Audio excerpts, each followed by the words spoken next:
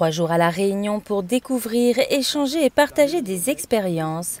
François Sauvadet, président de Départements de France et du Conseil départemental de la Côte d'Or, a conduit une délégation composée de 2 vice-présidents, Nicolas Lacroix, président du département de la Haute-Marne, et Christophe Ramon, président du département du Tarn.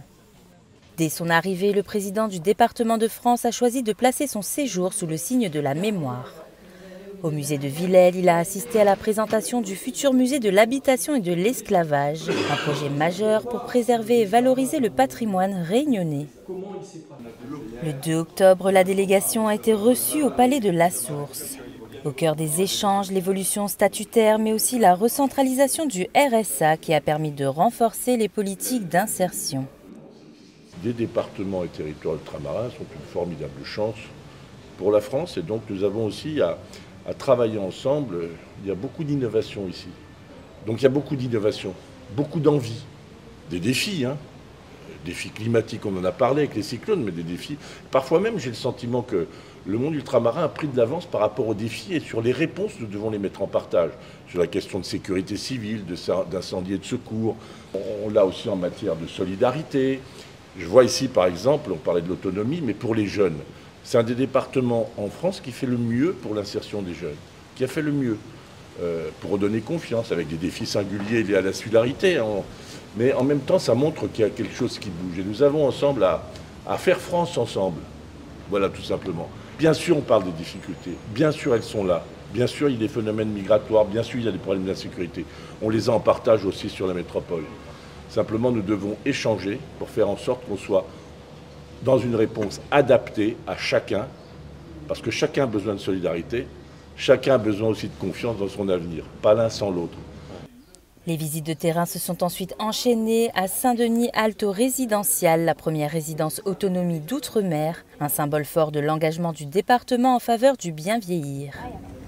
Puis direction Saint-Paul pour une immersion dans les ateliers de la CIPI Ouest, entre travail du bambou, peinture sur verre et pyrogravure, puis enfin une rencontre avec les équipes de l'UTR Ouest autour de projets routiers et du plan radier. La dernière journée a mis en avant 2 thématiques essentielles, l'agriculture et l'écologie. Dans l'Est, la délégation a échangé avec les planteurs de canne de Bras-Panon avant de visiter une champignonnière et une unité de production d'endives à Saint-André. Des initiatives qui illustrent la diversification agricole et la recherche d'une meilleure autonomie alimentaire. Alors, Champignons, c'est une aventure qui a commencé en 2013, donc avec des agriculteurs. On est allé visiter la Hollande et puis la France. On a vu qu'il y avait des productions de champignons. Tout de suite, ça nous a plu. C'était une nouvelle technologie, c'était un nouveau challenge qui nous attendait. Donc, les agriculteurs de La Réunion n'ont pas peur de ça, ce qui fait qu'on s'est dit pourquoi pas. Et ça nous permettrait de faire connaître aussi aux consommateurs un nouveau produit dans ses assiettes. C'est important de montrer ce qu'on est capable de faire à La Réunion et qu'on a des outils performants, qu'on a des personnes qui nous accompagnent dans nos projets, qui croient en nous et qui croient en l'agriculture réunionnaise et à l'autonomie alimentaire de La Réunion. Donc c'était très important de montrer notre savoir-faire. Puis cap sur Saint-Paul où la délégation a découvert le plan 1 million d'arbres. Dans les serres de la SPL Eden, élus et techniciens ont présenté ce projet unique en France qui conjugue insertion, environnement et innovation. Après la visite, les élus ont planté plusieurs espèces endémiques et indigènes.